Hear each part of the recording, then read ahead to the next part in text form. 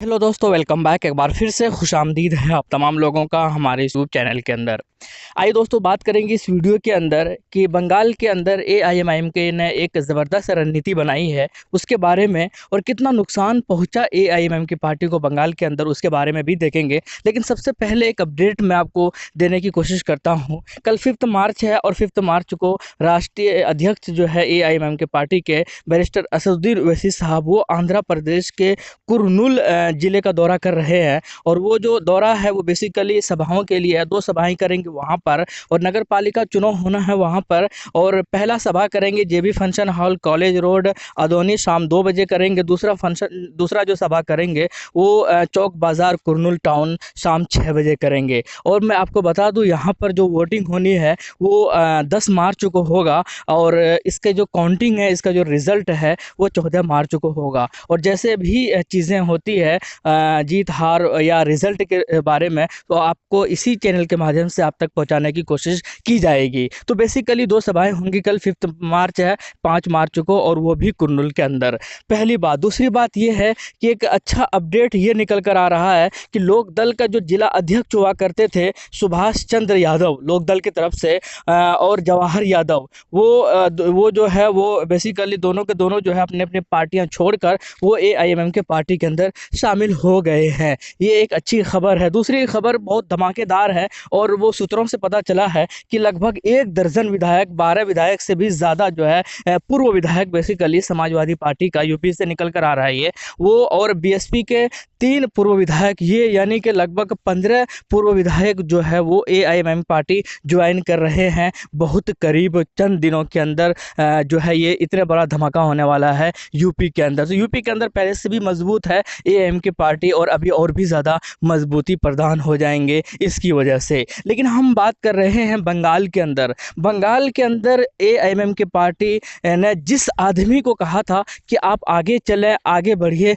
हम आपके साथ हैं, जिस तरीके से भी होगा हम आपकी मदद हमेशा करते हुए रहेंगे, और जैसे भी होगा हम आपको सपोर्ट करेंगे तहे दिल से। और वो शख्स थे अब्बास सिद्दीकी साहब। और वो अब इतने आगे निकल गए, इतने आगे चले गए कि असदुद्दीन ओवैसी साहब, जिन्होंने कहा था कि आप आगे बढ़िए, हम आपके साथ हैं, वो इतने पीछे हो गए और उनको पीछे छोड़कर वो आगे निकल गए। हुआ ये है कि उन्होंने गठबंधन कर लिया है, और ये कांग्रेस और लेफ्ट के साथ, और एआईएमआईएम को जो है उन्होंने छोड़ दिया है। ये आपको पता होगा। लेकिन मैं एक और बात जो मैं क्लियर करना चाहता हूँ कि ABCD का ए भी नहीं आता है अब्बास सिद्दीकी साहब को, इन कंपेयर टू बिलमुकाबिल असदुद्दीन ओवैसी साहब को। असदुद्दीन ओवैसी साहब को पॉलिटिक्स और राजनीति की जितनी जानकारियां हैं उनका अलिफ का एक ABCD का ए और अलिफ बा का अलिफ भी नहीं आता है। ये बात बिल्कुल क्लियर है, इसमें किसी भी तरीके का संदेह की गुंजाइश नहीं है।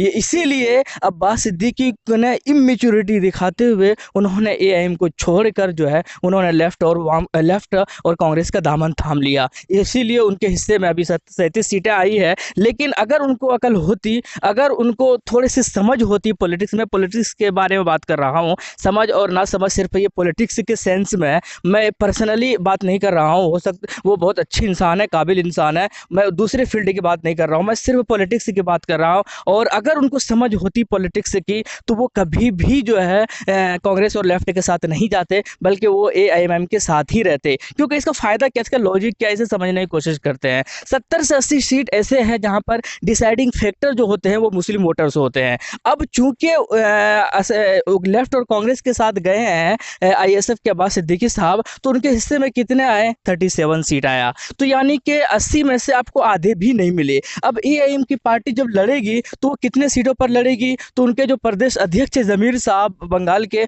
उन्होंने कहा है कि हम लोग जो है 22 से 25 सीटों पर लड़ेंगे। दूसरी बात, एक और सोर्स से पता चला है कि 50 सीटों पर लड़ेंगे, जबकि 18 विधानसभा ऐसे हैं जहां पर एआईएमआईएम जो है तैयारी कर रहे हैं। तो ये तीनों हो सकता है, इन तीनों में से कोई एक भी सही हो। लेकिन जब और ये भी बात क्लियर कर दिया उन्होंने कि जो है एआईएम जो है वो अकेले ही चुनाव लड़ेगी बंगाल के अंदर। तो अब ये देखना है कि बाकी जो बचे हुए विधानसभा है वहाँ पर मुस्लिम किसे सपोर्ट करेंगे, और दो तरीके के वहाँ पर सपोर्टर्स है मुस्लिम, जैसे कि मैंने पहले वीडियो में भी बातें किया है, तो मैं उसको रिपीट करने की कोशिश नहीं करूँगा। तो कुल मिलाकर यही है कि उन्होंने बहुत ज़्यादा अहमकाना जो है चाल चला है, और इसका जो खमियाजा है उसको शायद अभी नहीं समझ में आएगा, लेकिन आने वाले वक्त में उसको ज़बरदस्त धचका भी लगने वाला है जब उनको कांग्रेस का असली रूप उनको पता चलेगा। और जिस कांग्रेस को वो जिताने की कोशिश करेंगे बंगाल के अंदर, और वही जीते हुए कांग्रेस जो है वो जो है वो कांग्रेस छोड़कर जो है वो टीएमसी या बीजेपी में जाएंगे। क्योंकि अब मैं क्यों कह रहा हूँ जाएंगे, क्योंकि ऐसा जाता हुआ आया है।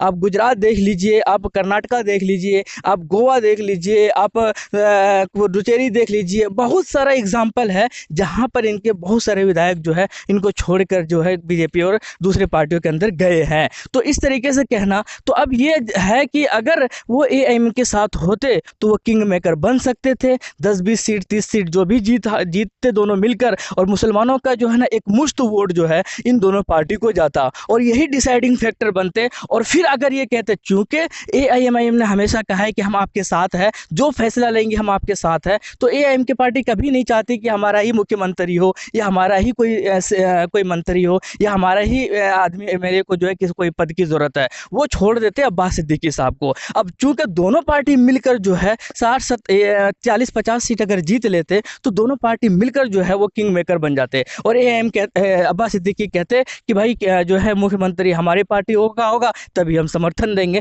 तो कुल मिलाकर अक्लमंदी वही होती, किंग मेकर भी बन सकते थे, इनका सीएम भी बन सकते थे।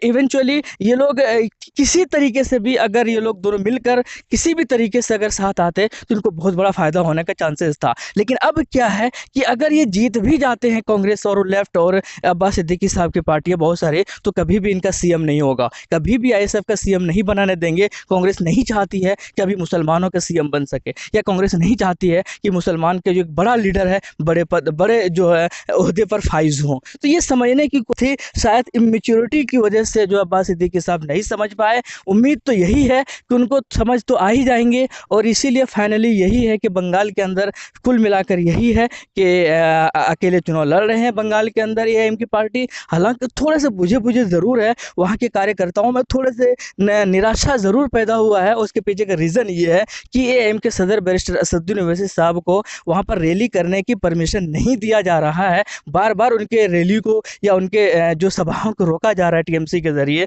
तो ये भी थोड़ा सा एक इशू बन रहा है, जो कि जिसकी वजह से एआईएम की पार्टी थोड़े से बुझे लग रहे हैं।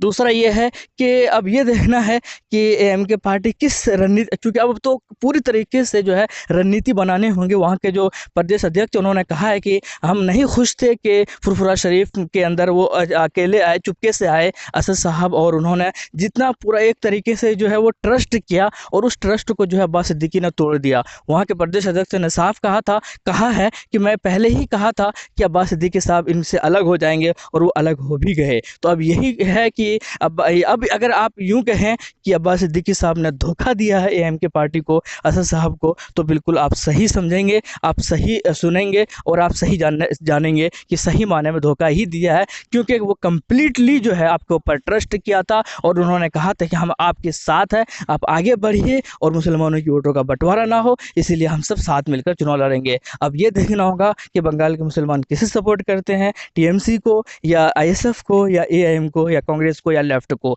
इसमें ऐसा ना हो कि आपस में ये लोग उलझते रहे और बीजेपी वहाँ पर मैदान मार ले। आप क्या कहते हैं कमेंट सेक्शन में बताइएगा। शुक्रिया, जय हिंद, लव यू।